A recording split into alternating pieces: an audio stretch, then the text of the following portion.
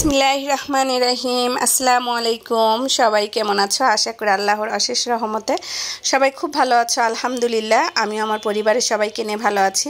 তো এই যে ঢাকায় যাব, আর এই যে পিকআপ ভরে সব জিনিসপত্র উঠানো হচ্ছে। আম, কাঁঠাল, আমার বাসার পুরাতন ফ্রিজ, তো সব কিছু রাতে আমরা পাঠিয়ে দিয়েছি। আর আমরা সকালে ফজরের নামাজ পড়ে বিসমিল্লাহ বলে আল্লাহ তাআলার নাম নিয়ে বের হয়ে পড়লাম। তো ভোর 5টায় রওনা দিয়েছি আমরা।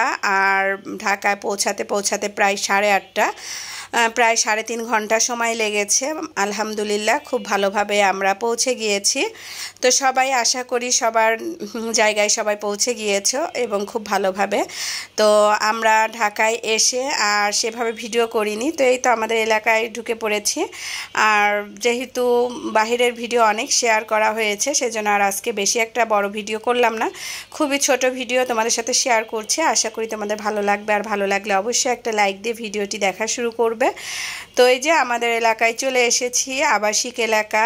আর এখানে আসলেই মনে হয় প্রায় বাসায় চলে এসেছি। আর এই তো আমাদের আরিশা বুড়ি আমার কোলে চুপটি করে বসে আছে। তো সে সারাটা পথ ঘুমিয়ে এসেছে। আর যে এলাকায় এসেছি সে ঘুম থেকে উঠে পড়েছে। তো আরিশা একটুও ডিস্টার্ব করে না আমাদের, খুব শান্ত থাকে। আর এই তো আমার বাসার নিচে চলে আসলাম। তো এখন বাসায় এসে সব কিছু নামিয়ে তারপরে একটু রেস্ট নিয়েছি। আম্মু সকালবেলা এসে আমাদেরকে নাস্তা রেডি করে রেখেছিল, আমরা খেয়ে নিয়েছি। আর এই যে আমগুলো এখন আম্মু একটু ছাড়িয়ে দিচ্ছে, কেননা একসাথে বাঁধা থাকলে আমগুলো নষ্ট হয়ে যাবে। তো এগুলোই করে তারপরে আর ভিডিও করা হয়নি, আরও অনেক কাজই করেছি। তারপরে তো খালি ঘুম আর ঘুম যেন চোখের থেকে যাচ্ছিলই না। তো এখন এই যে কর্নের থাই স্যুপটা একটু রান্না করব বাচ্চাদের জন্য। ওদের সন্ধ্যায় একটু ক্ষুধা লেগেছে, তো চিন্তা করলাম রেডিমেড যেহেতু কর্ন স্যুপ আছে, তো এটাই একটু রান্না করে দিচ্ছি। তো থাই স্যুপটা ওরা খুব পছন্দ করে। আর এটা তো বাড়তি কোনো ঝামেলাই নেই, শুধু 2 কাপ পানি দিয়ে আমি এটা একটু ফুটিয়ে নিলেই কিন্তু স্যুপটা তৈরি হয়ে যাবে। তো আমার কাছে কিন্তু কর্ন স্যুপটা মোটামুটি ভালো লেগেছে, এত ভালো লাগেনি। তো বাচ্চারা খুব পছন্দ করেছে, অনেকটাই স্পাইসি ছিল, একটু ঝাল ছিল। তো বাচ্চারা খেয়ে ওরা বলছে যে আম্মু অনেক মজা হয়েছে। যাক, ওরা ঠান্ডা তো আমিও ঠান্ডা। তো চিন্তা করলাম ওদের জন্য যেহেতু স্যুপ তৈরি করছে, আমি একটু চা তৈরি করে নিই। চা আর বিস্কুট এটা দিয়ে সন্ধ্যার নাস্তা সেরে নিব, বেশি একটা ঝামেলা করব না। আর শরীরটাও বেশি একটা ভালো লাগছিল না, সেজন্য বেশি ঝামেলা করছি না। তো আশা করি আমার ভাইয়া আপুরা খুব ভালোভাবে ঈদ করে চলে এসেছো।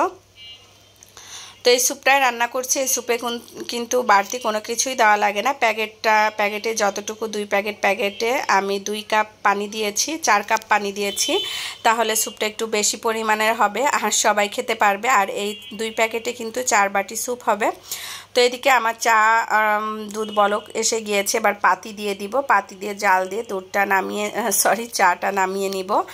তো এই আর কি, আজকে খুবই ছোটোখাটো একটা ভিডিও তোমাদের সাথে শেয়ার করলাম। আর এই স্যুপটাও রেডি হয়ে গিয়েছে, ঠান্ডা হলে বাচ্চারা খেয়ে নেবে।